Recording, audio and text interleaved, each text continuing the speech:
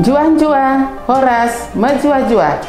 Seputar informasi pemerintah Kabupaten Dairi selama sepekan akan kami rangkum dalam Pedas edisi ke-27 bersama saya, Kesti Rusda Angkat SP, Kepala Bidang Pengendalian Pencemaran dan Kerusakan Lingkungan pada Dinas Lingkungan Hidup Kabupaten Dairi. Inilah Pemkab Dairi sepekan, minggu kedua di bulan Juli 2022. Mengawali jumpa kita kali ini, kami sajikan informasi HUT Bayangkara ke-76. Menyambut Hari Bayangkara ke-76 yang jatuh pada tanggal 1 Juli, Kepolisian Republik Indonesia melalui Divisi Humas menggelar lomba menulis surat kepada Kapolri untuk menyemarakkan Hari Besar Polri tersebut. Alfere Kudadiri menjadi salah satu siswa asal Kabupaten Dairi dan satu-satunya pelajar asal Sumatera Utara yang menyabet juara 3 nasional dalam perlombaan ini.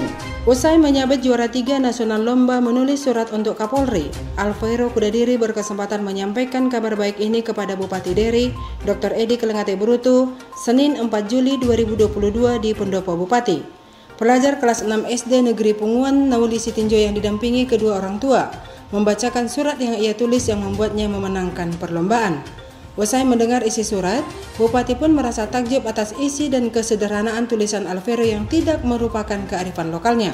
Masih dalam kesempatan yang sama dalam pertemuan ini, Bupati juga kehadiran Roberta Situmorang, satu dari 40 finalis Duta Pendidikan Sumatera Utara yang lolos dalam seleksi dari 700 orang yang ikut berlaga membawa nama Sumatera Utara.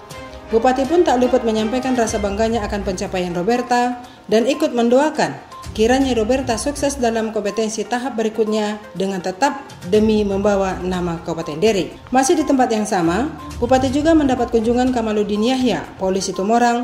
Mereka adalah warga desa Sungai Raya, Kecamatan Si460 Hulu yang menghibahkan tanahnya untuk lokasi pembangunan fasilitas berupa laboratorium di SMP 2 Si460 Hulu. Bupati sangat antusias menyambut kunjungan ini, seraya berkata bahwa memang pembangunan Dairi butuh kolaborasi semua pihak.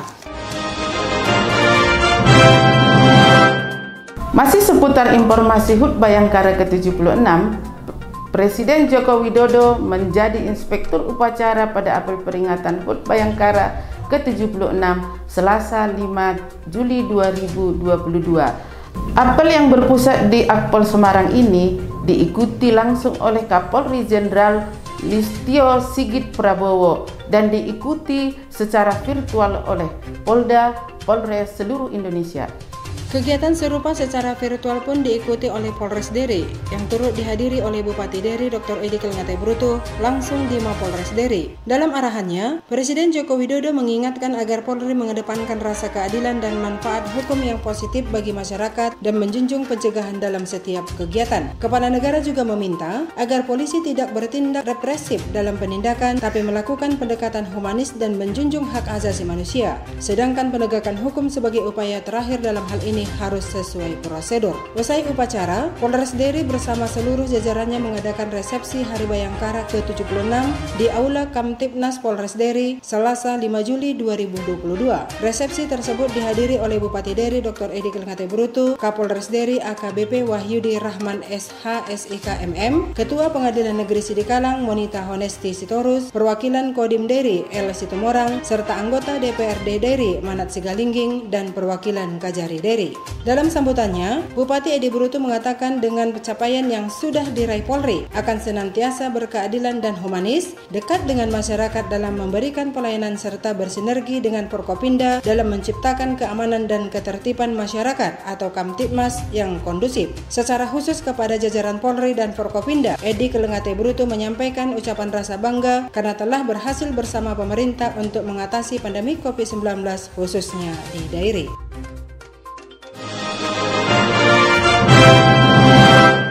Tim Terpadu Kabupaten Dairi untuk pencegahan dan pemberantasan pengerusakan hutan Lepondom dan hutan Dolok Tolong Selasa 5 Juli 2022 melakukan peninjauan lokasi perambahan hutan di kawasan Lepondom dan Dolok Tolong.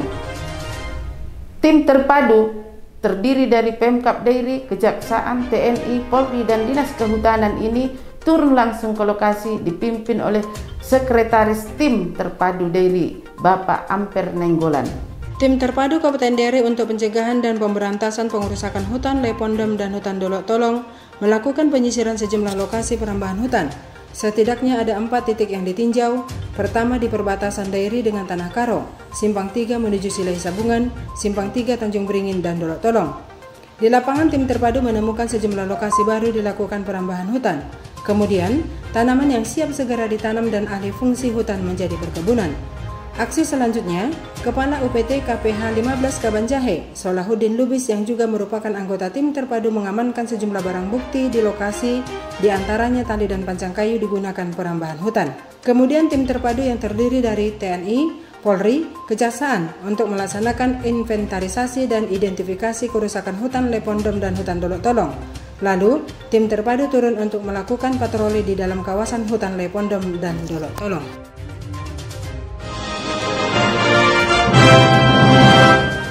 Menyambut peringatan Hari Keluarga Nasional atau Harganas ke-29 tahun 2022, BKKBN mengadakan webinar dialog dan apresiasi program Bangga Kencana dan percepatan penurunan stunting di Hotel Santika Medan Rabu 6 Juli 2022. Kepala BKKBN RI Hasto Wardoyo membuka webinar dialog dan apresiasi program Bangga Kencana dan percepatan penurunan stunting yang dihadiri oleh Wakil Gubernur Sumatera Utara Musa Rajasa, Wali Kota Medan Bobi Nasution. Webinar ini juga turut dihadiri oleh Wakil Bupati Deri Jimmy Andrea Lukita Sihombing, Ketua Tim Penggerak PKK Kabupaten Deri Nyonya Romi Mariani Idibrutu, Kepala Dinas P3AP2KB Deri Dr. Nitawati Sitohang. Kepala BKKBN dalam sambutannya mengatakan, di Hari Harganas ke-29 sesuai Perpres nomor 72 tahun 2021 dalam rangka penurunan stunting sebesar 14% di tahun 2024, di mana keluarga muda harus jadi perhatian utama karena sangat rentan untuk lahirkan anak yang stunting. Stunting dikatakan Hasto menjadi ancaman kualitas pembangunan sumber daya manusia bangsa kita, sehingga harus kita cegah secara bersama-sama dalam rangka mencapai bonus demografi pada tahun 2035.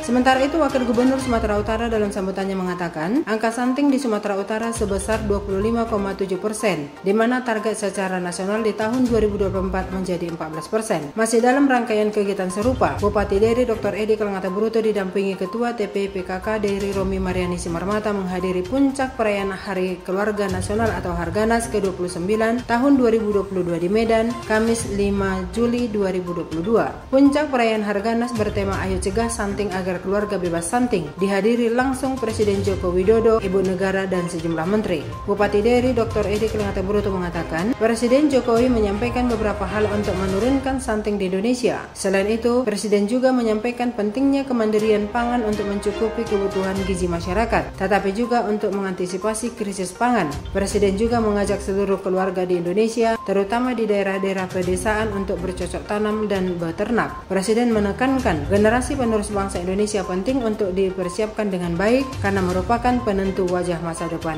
Indonesia.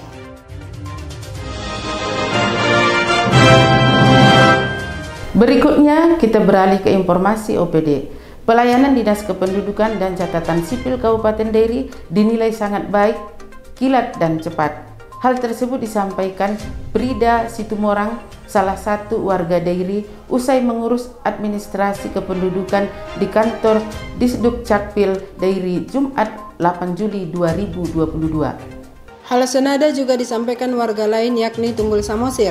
Ia menyampaikan 2 tahun belakangan ini Disduk Capil Kabupaten Deri memang sudah jauh berubah dibandingkan waktu dulu. Selanjutnya, Kadisduk Capil Deri Edi Situmorang menyampaikan semenjak pemerintahan Bupati Deri Dr. Edi Kelengata Bruto, seluruh jajaran Dinas Dukcapil Deri berkomitmen memberikan pelayanan prima dan berkualitas kepada seluruh warga dengan berpedoman pada Undang-Undang Nomor 25 Tahun 2009 tentang pelayanan publik sehingga pelaksanaan zona integritas atau ZI dalam wilayah bebas korupsi atau WBK dan wilayah birokrasi bersih dan melayani atau WBBM dapat diwujudkan. Disampaikannya secara umum sampai kondisi 15 April 2022, cakupan kepemilikan dokumen kependudukan yang berhasil dicapai seperti kepemilikan kartu keluarga atau KK telah mencapai 100% atau sebanyak 87.694 KK. Target rekam dan cetak KTP elektronik sebanyak 223.697 orang dengan realisasi sebanyak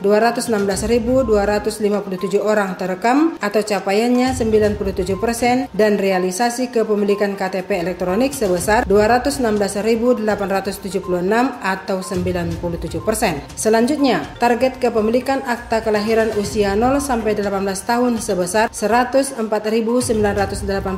orang dengan realisasi sebesar 105.637 orang atau 100,62%. Sedangkan target kepemilikan akta kelahiran usia 18 tahun ke atas sebesar 318.780 orang dengan realisasi sebesar 163.698 orang atau 51,35%. Sementara itu, target kepemilikan kartu identitas anak atau KIA sebesar 102.166 orang dengan realisasi sebesar 44,259 orang atau 43,32%. Target akta perkawinan sebesar 125.769 pasangan dengan realisasi sebesar 38,387 pasangan atau 30,52%.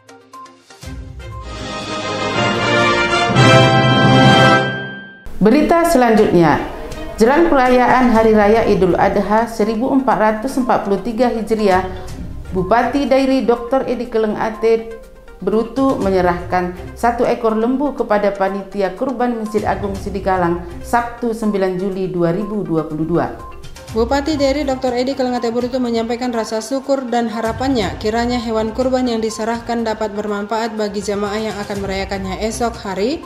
Bupati menyampaikan dengan peringatan Idul Adha ini akan semakin mendekatkan umatnya pada kebesaran Tuhan Yang Maha Kuasa. Ditemui usai penyerahan lembu kurban oleh Bupati, Samudi Banurea, Bendahara BKM Masjid Agung yang juga panitia kurban menyampaikan terima kasih kepada Bupati yang telah menyerahkan hewan kurban dengan harapan semoga bermanfaat bagi jemaah, khususnya jemaah yang ada di seputaran Kecamatan Sidikalang. Samudi menjelaskan, hingga saat ini panitia kurban Masjid Agung telah menerima 5 ekor lembu kurban, sementara untuk kurban kambing totalnya belum bisa dipastikan karena ada tradisi unik di sini di mana biasanya jemaah akan membawa hewan kurban itu sesaat sebelum sholat dimulai.